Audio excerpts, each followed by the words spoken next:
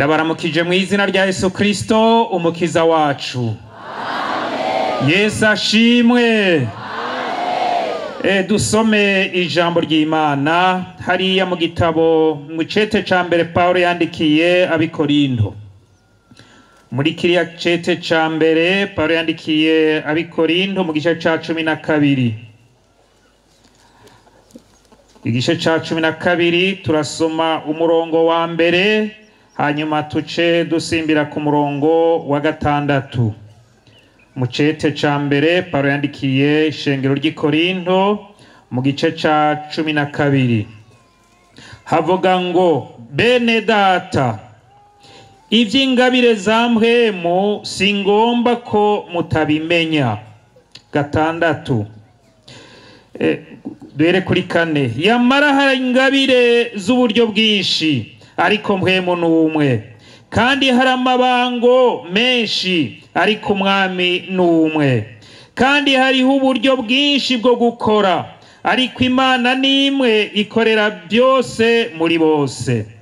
Yamara umuntu wese ahabwa ikimwerekana ko Mpwemu kugira ngo bigire ikimazi, kuko umwe aheshwa na Mpwemu ijambo ry'ubwenge, uwundi agaheshwa na Mpwemu ijambo ryo kumenya, uwundi agaheshwa n'uwo Mpwemu kwizera, uwundi agaheshwa n'uwo Mpwemu ingabire zo gukiza indwara, uwundi agaheshwa gukora ibitangaza, uwundi agahabwa kuvugishwa n'Imana, uwundi agahabwa kurobanura Mpwemu, uwundi agahabwa kuvuga indimi nyinshi, uwundi agahabwa gusobanura indimi. Mu gice ca 14 muri ico gitabo nyene muri ico cete ca mbere Paulo yandikiye abikorinto 14 umurongo wa mbere, mwirukira urukundo, yamara mwifuze cane iki? Ingabire za Mpwemu, cane cane kuvugishwa n'Imana. Mwifuze ingabire za Mpwemu. Ishengero ry'Imana mwese, abakozi b'Imana twese, twifuze cane iki? Twifuze iki? Ingabire za Mpwemu. Yesu ashimwe.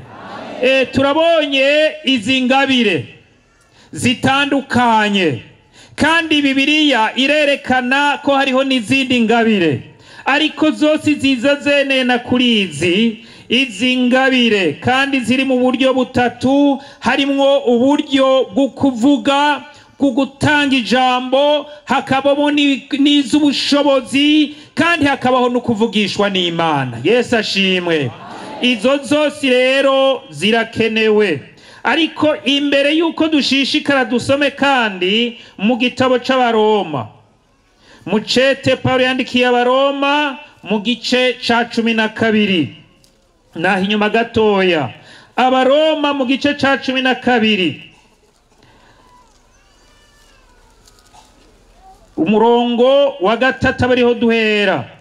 Ingabire zo mu buryo bwa Mpwemu ko zikwiye gukoreshwa. Ndabwira umuntu wese muri mwebwe, mbwirijwe n'ubuntu nahawe, yoye kwifata uko atari, yamara yiyumvire yitonze yuko Imana yagereye umuntu wese ukwizera. Nk'uko mu mubiri umwe dufise ingingo nyinshi, kandi ingingo zose zitagira igikorwa kimwe, natwe niko turi benshi, kandi turi umubiri umwe muri Kristo. Umuntu wese n'urugingo rwa mugenzi we. 6 rero nuko dufise ingabire zitandukana, nk'uko ubuntu twahawe butandukana. Namba twarahawe kuvugishwa n'Imana, tuvugishwe nayo uko ukwezera kwacu kungana. Namba twarahawe gukora igikorwa cyo mu ishengero, tugishishikare. Cyangwa uwigisha ashishikare kwigisha, cyangwa uhanura ashishikare guhanura. Ugira ubuntu abugira atakinubwe, uganza aganzanye umwete, ugira imbabazi azigira nezerewe. Yesu ashimwe. Twabonye izo ngabire, kandi tuca tubona ingene zikwiye gukoreshwa. haca habamwo n'amabango atangwa bivuye muri izi ngabire.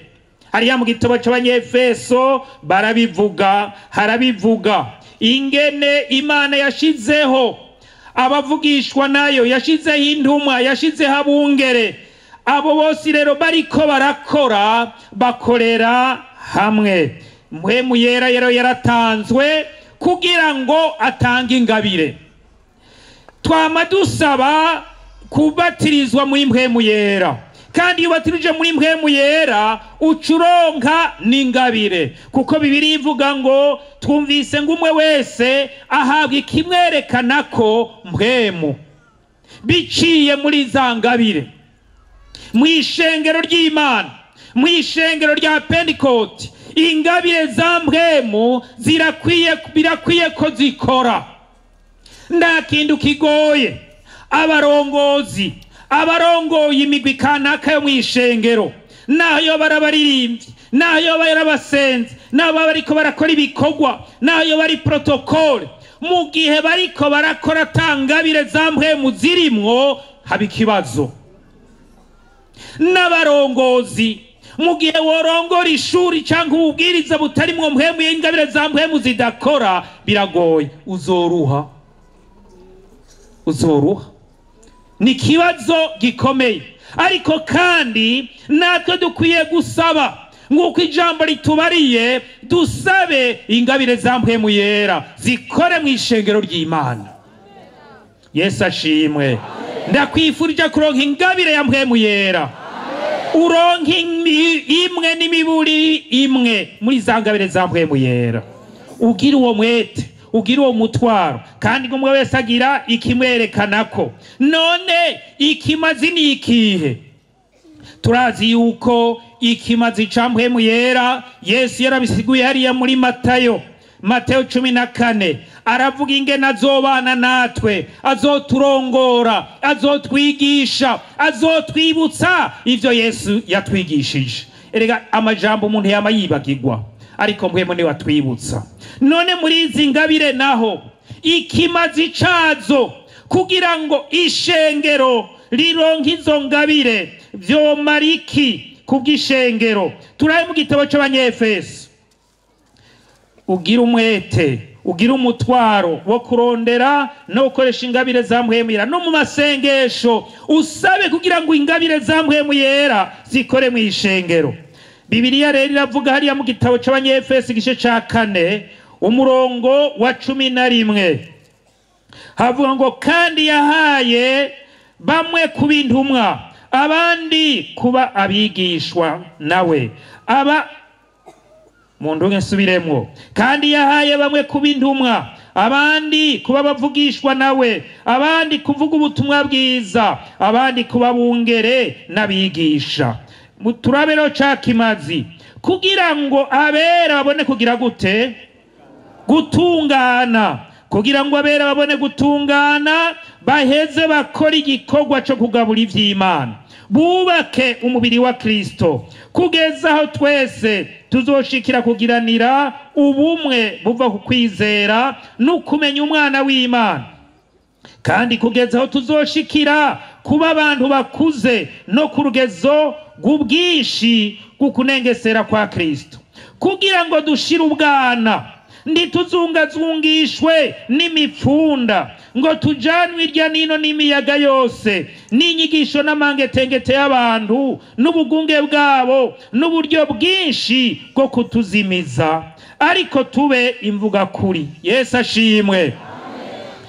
Turabona rero ikimazi c'ingabire za Mpwemu Yera, kuko iyo hatarimwo Mpwemu Yera mu ishengero, haca habaho ibikorwa biritiranwa. Umwe wese agomba gukora igikorwa ca mugenzi we, kandi hari ico yahawe. Umuririmbyi naririmbe, umurongozi w'abaririmbyi narongore, umurongozi w'abasenzi nasenge, umuvuga butumwa nawe umuvuga butumwa, umupastora w'umupastori. Kandi iyo bimeze uko, nabungere bacu baroroherwa.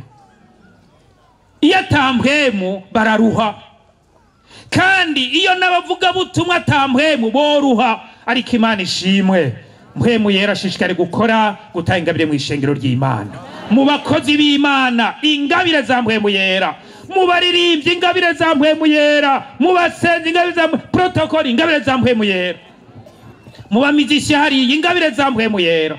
Yesu ashimwe. Aho rero ngo Bibiliya yavuze ngo babone gutungana, habeho gutungana, habeho kwera, habeho guhindura ingeso, kuko umuntu arashobora kuba mu idini ariko ingeso ntizihinduke. Umuntu arashobora kuba mu bikorwa ariko ingeso ntizihinduke. Imana idufashe kugira ngo abera abone gutungana, bakora igikorwa cyo kugabura ivy'Imana, tubaka umubiri wa Kristo. Twifuze rero ingabire za Mpwemu kugira ngo tubake umubiri wa Kristo. Twifuze ingabire za Mpwemu kugira ngo dukore ibikorwa vy'Imana. Twifuze ingabire za Mpwemu kugira ngo abera babone gutungana, kuko hari abarondera ingabire kugira ngo beyikoreshereze ubwabo, sugira ngo umenyekane, sugira ngo bamenye ko uri umukristo gusumba abandi. Mugabo no gukoreshwa na Mpwemu, ishengero ry'Imana rikoreshwa na Mpwemu. Kandi ikindi kimazi ntirizungazungishwe n'imipfunda n'inyigisho ngo rigende riritiranye ibintu. Aho rero rica bidufasha hehe? Muri za ngabire twasoma twumvise ingabire ya mbere yabaye iki? Ijambo ry'ubwenge. Abantu abakristo mbere yaba vyashoboka twese twari kugira iyo ngabire y'ijambo ry'ubwenge. Kubera iki? Kuko iyo ngabire irigisha umuntu, irafasha umuntu ingene avuga, ingene akwiye kuvuga, igihe akwiye kuvuga. Muri ibi bihe umuntu akwiye kumenya ati mbega ejo twarumvise amajambo y'Imana kubw'ururimi, none iyi ngabire nayo ikikenewe kugira ngo rwa rurimi rugororoke. Ucumenye uti mbega nkwiye kuvuga iki? Ibi ngiye kuvuga birubaka? Mbega ibi ngira ndungike muri telefone, mbega birubaka ishengero rya Kristo canke nibisambura? Mbega ibi ndiko ndakwiragiza abandi banduke naje ngaca ndungika, mbega ivyo bintu bimeze gute? Ejo twaravyumvise mu nyigisho ingene abantu amatelefone ariko arakora ibibi, ariko arasambura. Iyo rero ubirose ntuce upfa gukurikira ngo ucurungika, mugabo ugira uti ibi bintu mbega birubaka ishengero rya Kristo, birubaka umubiri wa Kristo, birafasha, birashigikira abakozi b'Imana canke birabasambura? Kuko iyo ugiye ukagomba gusambura abakozi b'Imana n'ishengero buri sambuye. Harya rero ni ya bwa buhunge bwa wa mugwanizi. Jewe sinabaye umusirikare ariko nibaza mu kugwana ko umuntu arondera ahantu hari pese, hamwe hari umukomanda. Imana idufashe abakozi b'Imana tugire ingabire y'ubwenge. Yesu ashimwe. Ishengero ry'Imana mugira ingabire y'ubwenge, ijambo ry'ubwenge, kumenya igihe uvuga n'ukwiye kuvuga n'ingene uvuga uja kwishikiriza. Duhura rero usanga ngaho hakunda kuba ibibazo, kandi na kwa kumenya ryajambo kumenya ivyahise ivyubu nibizoza. Mbega vyadufashije iki? Kuko abantu benshi ntibamenye ngene bakoresha ibihe byagiye biratandukana. Reka dushishikare. Hari ikimazi nugira ngo ishengero rya Kristo rishishikare gukura, ntirijanwe n'inyigisho z'amangetengete.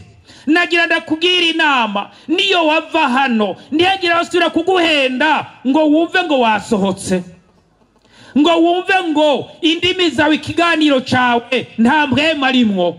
Umwami agufashe. Hanyuma umaze kumenya ikimazi ingene kubungabunga, kandi muri bya bimazi kandi nibitangaza mu ishengero nicyo gituma bikoreka. Nigihe bahejeje umuntu bagaheza kwihana, umuntu agaharigwa, baca bagira bati nimuze tubasengere abafise imitwaro abafise indwara kandi ahurakira kuko ingabire za Mpwemu ziri hano. Wakira ingabire ya Mpwemu, wifuza ingabire ya Mpwemu, zikorere mu ishengero. Aho rero nibitangaza ukwizera kurakura, ibitangaza bigakoreka, indwara zigakira. Hanyuma rero kaja wumva ubuhanuzi, Mpwemu Yera ariko arahumuriza ishengero, Mpwemu Yera atera intege abakozi b'Imana, Mpwemu Yera ahumuriza n'abafasha b'abakozi b'Imana. Muhumure, umwami Yesu arabazi, kandi namwebwe ndabifurije kuzura ingabire za Mpwemu Yera, muronke ingabire za Mpwemu Yera. Hanyuma rero hariho amasezerano woshobora kwibaza uti none nozironka gute? Mbega none ko vyama bivugwa no bironka gute? Nagira ndakubarire uyu munsi nyene wizere, kuko Bibiliya iratwereka amasezerano. Ingene duhere mu isezerano rya kera, Yoweri yarabivugishijwe, aravuga ati mu minsi y'iherezo nzosuka Mpwemu wanje kuba ari n'umubiri bose. Mbega none abafise umubiri mumanika amaboko, mwakire Mpwemu Yera. Iryo sezerano ni ryanyu, ni iryiwawe, abahungu abakobwa. Uhindure ya myifato, wihane kugira ngo isezerano biri ryawe. Mpwemu Yera azokuzako kandi arakuzako.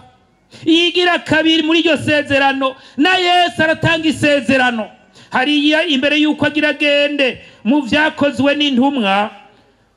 Reka duhasome mu gitabo c'ivyakozwe n'intumwa, tuca tuhasome mu gice ca kangahe?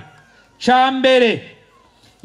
Haratubarira ingene Yesu yatanze iryo sezerano. Bibiliya iravuga ngo murongo w'8, ariko muzohabwa ubushobozi Mpwemu Yera niyabazako, muzoba ivyabona vyo kunshingira intahe Yerusalemu ni Yudaya ni Samariya no gushitsa ku mpera y'isi. Hanyuma aho Yohana nyene 20 naho nyene tubona iruhande hakurya muce muraba umurongo wa 21 avuga ngo Yesu yongera kubabwira ati amahoro abe muri mwebwe, nk'uko data yantumye niko nanje mbatumye. Avuze ibyo abahumekerako ati mwakire Mpwemu Yera. Yesu ashimwe. Isezerano ni iryawe.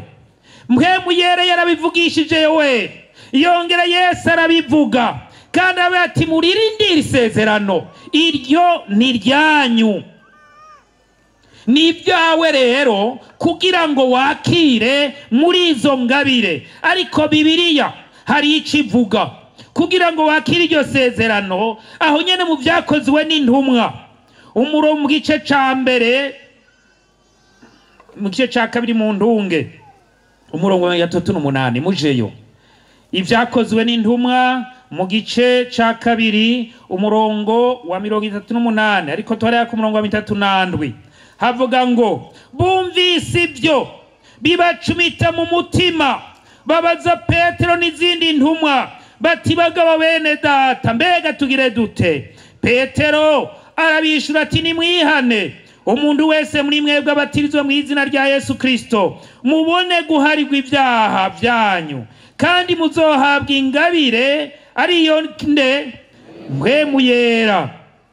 Kuko isezerano ari ryanyu kandi ari iry'abana banyu n'abari kure bose bazohamagagwa bose n'umwami wacu Yesu ashimwe.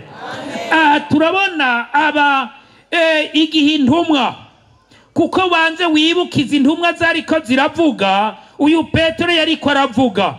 Tusubiye inyuma gatoya ukibuka ingene intumwa zari zimeze. Yesu yigeze kubatuma, atuma babiri baragenda baravuga ubutumwa bwiza, baragaruka kandi uravye uburyo yariko aravuga. Hanyuma rero baranezerwa, arabera ati ntimwishimire ko Mpwemu mbizi bumvira, ariko mwishimwe arabe yuko amazina yanyu yanditse mu bwami bw'Imana. Aho rero barabona ibitangaza ingene bikoreka. Mugabo hagera igihe arabasezera, akwa basezera ariko arabategura, kuko iyo umuntu agira agenda arategura, arabategura. Hanyuma ariko arabategura, bakaca bagenda barabazanya, mbega ninde azoba mukuru, mbega ninde azoba mukuru. Kuko icubahiro kiragoye mu bintu bigora gose, mu bintu vyonona, mu bintu vyirukana n'ingabire za Mpwemu Yera, ni icubahiro. Imana idufashe. Icubahiro, kandi ico cubahiro ni kuva hehe? Hariya hasi ukagenda uraduga. Ico gihe rero barabona ati ninde azomusubirira, kandi nta wibaje ati none ga vya bitangaze yakora ninde azobikora. Mbega hamwe yahora agaburira abantu ninde azobagaburira, mbega ko yazuye abantu ninde azozura abo bantu. Ntibabona ibikorwa, ariko babona ingene umuntu uzoja hejuru yabo. Kuko harimwo babiri bagiye gusaba, mama wabo aruhagendera basabira, naho nyene kugira ngo umwe azoje iburyo uwundi bumoso. Ariko Mpwemu Yera amaze kururuka, Mpwemu Yera amaze kuza, nta wabanje kuvuga ngo Petero wowe ntuvuge, Yohana wowe ntuvuge, oya, ariko ngo yaciye ahaguruka, aravuga, arigisha, arasigura rya jambo ry'Imana. Ukurikiranye muri iki gice ucubona ingene Mpwemu Yera yabibutsa ya majambo. Imana igufashe twibuka amajambo y'Imana. Hanyuma rero baca babaza bati, mbega none tugire dute? Kuko amajambo y'Imana yafashe ku mutima. Erega si twebwe dutuma amajambo aja ku mutima wawe, ariko ni Mpwemu yinjiza muri wewe. Wewe gusa upfe gukurikira, wumvirize, Mpwemu nawe yongere ayashire mu mutima wawe. Hanyuma rero aca barabirira rero ati nimwihane. Iyo umuntu rero agomba ubwo bushobozi, agomba ingabire, nukwihana. Wame wihana, kandi uwihana abavuga ati singisubira. Uwihana abavuga ati singisubira, ndahindukiye. Hanyuma rero Mpwemu Yera akacaza akagerera muri wewe. Kuko iyo umuntu yihanye, Imana na Yesu na Mpwemu baza muri bo. Hanyuma agaca ashishikara gusenga kugira ngo aronke wa mubatirizo, kandi yongera aronke za ngabire. Ndakwifurije kuronka ingabire ya Mpwemu Yera. Ariko kandi nawe cane wifuza ingabire, Bibiliya yavuze ati niyo kuvugishwa, kuko iyo hariho kuvugishwa n'Imana, ishengero rirabona iyo ririko riraja, abantu b'Imana bariko baraja. Ariko kandi hakaba n'ingabire yo gusubira kurobanura, kuraba kw'iyo Mpwemu yavuye ku Mana. Umuntu w'Imana arimwo Mpwemu ntapfa kumva ikintu kivuzwe ngo yumve audio agacagira ngo Imana yavuze. Oya, rindira, kandi ntihagire vyinshi uvuga. Senga Imana kugira ngo ishishikare kuguhishurira. Hanyuma rero ariko kandi ukacuga imenya uti nawe Imana ikubariye, ntikubariye ubwira nde? None ukwiye kubwira nde? Nimba watumbereye Imana igutumye kuri jewe, tumbera jewe. Nimba igutumye kuri umwe mu barongozi, tumbera uwo murongozi. Ariko kandi umenye hariho benshi bagenda baramena ibanga. Ega naho Mpwemu yokubarira ntucu wicisha mu muyaga. None ucuwicisha mu muyaga? Oya, Imana idufashe tugira dusenga Imana. Ariko muri uwo gusenga Imana rero ubanza kuraba, mbega ni giki ko Petero acavuga ati mubanze mwihane, ibyaha byanyu bihanagugwe. None wewe uhagaze hehe uno munsi mutima wawe, ingeso zawe? Kuko umuririmbyi yararirimbye ngo urazirikanye Mwami Yesu, za ngeso wa mubi yanyanduza zigomba kuvyuka zirandura zihonye. Kuko usanga ingeso kamere y'umuntu iduga agasubira agakubita, kandi mu kwikubita wikubitisha hehe? Kwihana, gusenga, kwezwa, kandi no gushika abakozi Imana kakurambika ko ibiganza. Ega ntugire ngo si uyu munsi gusa, nejo na hirya yejo ushikira abakozi Imana kurambika ko ibiganza. Kuko na Timote yabwiwe ngo ufurura ingabire imwe waheshwa mu kurambika ko ibiganza by'abakuru. None uhagaze duca akama, umwe wese yiyumvire imbere ko dusenga. mbega jewe ndavye umutima wanje urunyuguje, birakwiye yuko ndonka ingabire ya Mpwemu Yera, kuko benshi barashobora kumara imyaka 2, imyaka 10, imyaka 30 bari mu ishengero rya Pentecote rikataraba Pentecote. Nu Pentecote mwita ariko Mpwemu Yera ntacazi ku vya Mpwemu Yera.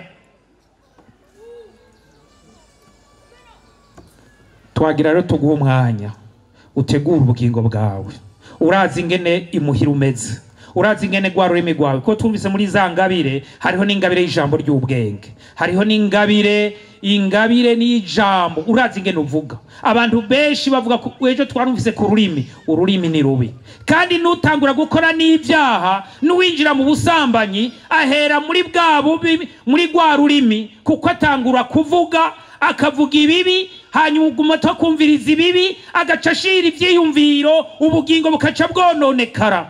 Turanguhaye kaze, nimba hari uriho ari umwe agira ati jewe ndakeneye ingabire za Mpwemu Yera, ndakeneye gusenga kugira ngo ndonke Mpwemu Yera, imbere uko tuja gusenga acaza apfukame hano, abakozi b'Imana bamurambike kw'ibiganza, tunamika amaso dusenge.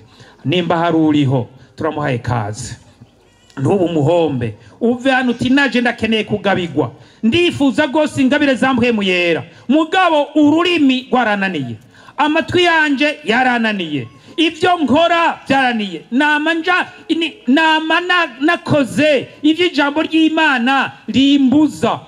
Wewe urabizi, urazi ingene wakorakoye, urazi ingene wibye, urazi ubwo busuma bwawe ubwihane gose, urabizi ingene vyagenze, urazi ingene watwawe n'ivyifuzo vy'umubiri. Nta muntu ashobora kubatiriza muri Mpwemu, kwakira ingabire za Mpwemu Yera, kubatiriza muri Mpwemu no kwakira ingabire za Mpwemu Yera akiri mu vyifuzo vy'umubiri, kuko Bibiliya ivuga ngo uwishwe n'ivyifuzo, utwaye n'ivyifuzo, abapfuye ahagaze. Kaze mushishikare kubandanya, murangurure, umwami abagire neza, wipfuze cane ingabire za Mpwemu Yera. Arugira ngo uronke izo ngabire nuko ugategura umutima wawe ukabuwera, umwami akugirire neza. None rero tugira ngo dusenge, ariko kandi uyu mwanya ni umwanya w'igiciro. Na wewe wumva uri kuranigana, turaguhaye kaze. Iryo jwi rikubuza guhaguruka nirya wa mugwanizi, ntagomba kuronka kuri izo ngabire. Umwami akugirire neza. Isezerano ni iryawe, mugabo ni iry'umuntu yihanye. Iryo sezerano kugira ngo uryakire ni iry'umuntu yihanye, kandi wibagirwe ingorane zawe, wibagirwe bwa bukene, wibagirwe za ndwara, ariko uti ndakeneye ingabire ya Mpwemu Yera, ingabire ya Mpwemu Yera.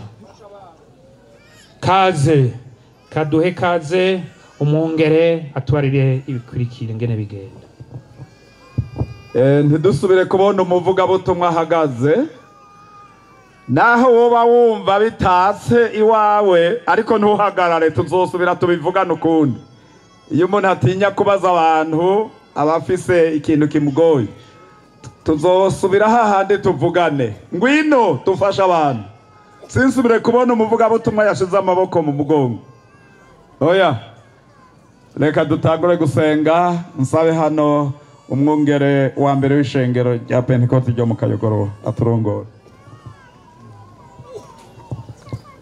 Mwami Imana, mukiza wacu mwiza uri mwijuru, urakoze mwami kwiganuke uhejeje gushikiriza ishengero ryawe, urakoze kwiganuke duhejeje kwakira mwami uburyo wifuza kubana natwe, kandi ukifuza kudukoresha.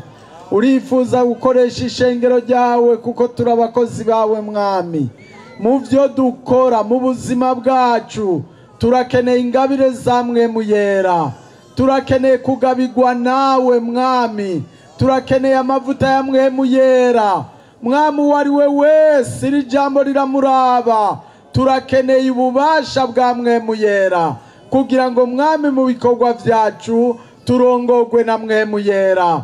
Mwami turagushimiye kwishengero ryawe rimaze kubona ko rikeneye ububasha bwa Mpwemu Yera, barakeneye ingabire za Mpwemu Yera, barakeneye kubana nawe. Umuririmbyi akumva ko ari kumwe nawe, mwami ukora igikorwa icyo ari cyo cyose akumva ko arongowe n'ingabire za Mpwemu Yera.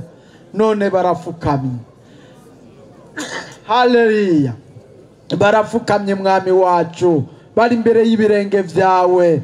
Turabasenge mu izina rya Yesu Kristo, tubarambitse kw'ibiganza kuko turazi kuri Imana utanga atakinubwe. Uwo ari we wese mwami, uyu mutima wunamye imbere y'ibirenge vyawe turawusabiye mu izina rya Yesu Kristo. Ubagabire ingabire, ubagabire icyo bifuza, icyo baje gusaba urakizi. Urakoze Yesu kubikoze. Turagushima mwami kugabira uwo ari we wese icogirira ikimaze ishengero ryawe. Uno munsi bahaguruke hano bazi ko bagiye kugirira ikimaze ishengero ryawe. Urakoze kuri umwizigirwa, ndabisabye mu izina ryawe ryera, amen.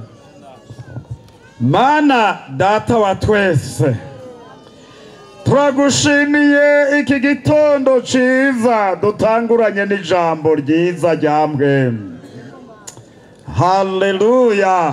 Umuririmbyi yuzuye Mpwemu Yera aravuga ngo Mpwemu Yera yamanutse abantu baca babona Imana. Turasabye ngo imitima y'aba bantu yuguruke muri iki gitondo. Hariho ibimeze nk'ibyatsi, hariho ibintu by'intege nke mu izina rya Yesu Kristo byatumye abantu bagendana umwumira. Muri iki gitondo ubushobozi bw'Imana nibumanuke buvuye mu ijuru bukore ku muntu wese. Haleluya. Iyo abantu buguruye imitima, niko byabaye hariya kwa Koroneliyo. Ijambo ry'Imana rimaze kuvuga, Mpwemu Yera aramanuka, abantu bavugisha n'Imana, bavuga indimisha. Mana, reka ubushobozi bwawe bugendagenda aha, reka ubushobozi bwawe bugendagenda aha, reka amavuta y'Imana yongera asigwe kuri iyi mitima yemeye guca bugufi no kwezwa no kwitunganya. Reka ikiganza c'Imana gikore ku muntu wese muri iki gitondo. Haleluya, haleluya, haleluya, haleluya, haleluya. Reka amavuta y'Imana asendarishe muri iki gitondo abanyantege nke. Reka ubushobozi bw'Imana bwongere bumanuke, abantu bongere bumve. Haleluya. Akariro k'Imana kongeye kuza kuri bo. Reka ubushobozi bw'Imana bugendagenda aha. Isezerano n'irya bihanye. Petero aravuga ngo nimwihane muhindukire, ibyaha byanyu bihanagurwe, ibihe byo guhembuka bize. Turatangaje ibihe byo guhembuka ngaho i Bubanza muri iri shengero. Ibihe byo guhembuka nibize, ingabire za Mpwemu Yera nizize mu izina rya Yesu Kristo. Reka ubushobozi bw'Imana bugendagenda aha. Mana girira neza aba bantu, reka umuriro w'Imana wogere wake mu izina rya Yesu Kristo. Reka abantu b'Imana bongere bahezagirwe, ubuntu bwawe mwami bwongere bube kuri aba bantu bemeye kwihana. Turabigushimiye kuri umwami kandi kukomeye kandi kugiye guhezagira ishengero. Tubisenze gutyo mu izina rya Yesu Kristo umwami n'umukiza wacu, amen. Yesu Kristo, haleluya.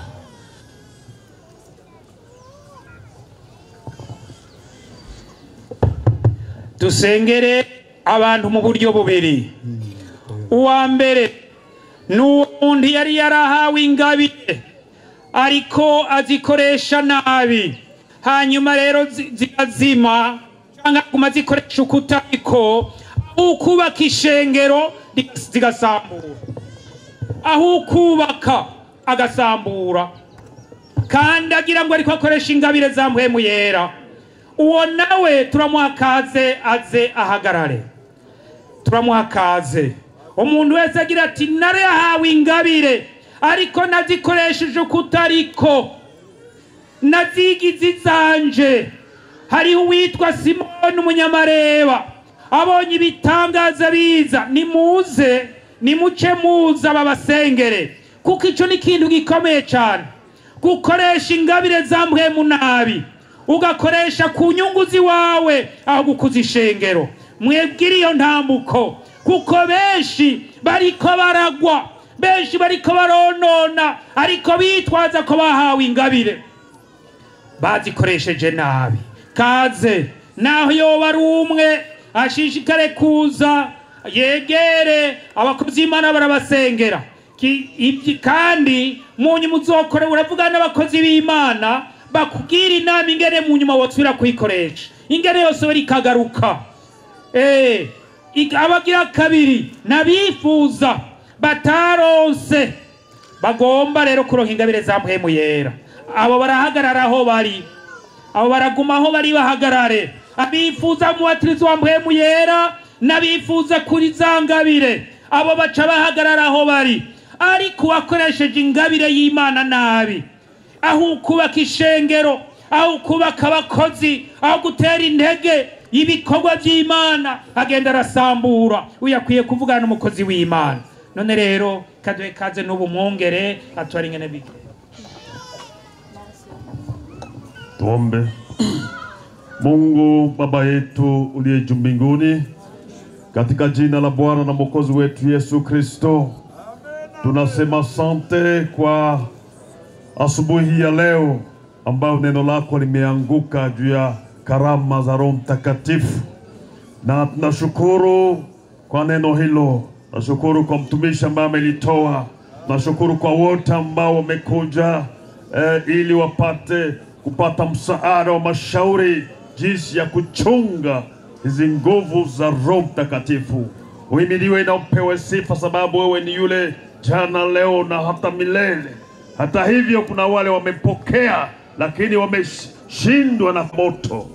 Si vyepesi kuchunga moto. Kuna wale wanaunguzwa na hawezi kuchunga, lakini kwa saa hizi tunahitaji hekima kutoka kwako, hekima na mashauri kutoka kwako, ili nao wapokeapo Bwana wajue namna ya kuichunga. Je, watachunga? Wana mguu mmoja katika kanisa na mguu mwingine nje ya kanisa.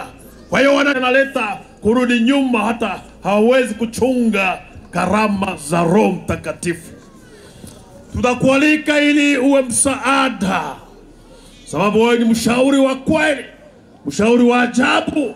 Unahitaji kuonekana katika kuleta mashauri mbalimbali, ili kutengeneza, ili kuosha, ili kusawazisha, ili huyu ambaye amepokea aweze kuwa safi.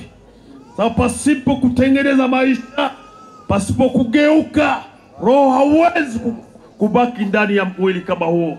Ndio maana tunaombea hao wapendwa na kuwaweka mikononi mwako, ili ushushe nguvu za Roho Mtakatifu, ili mamlaka ya mbingu ishuke, mbinguni ushuke, uwe ndani yake.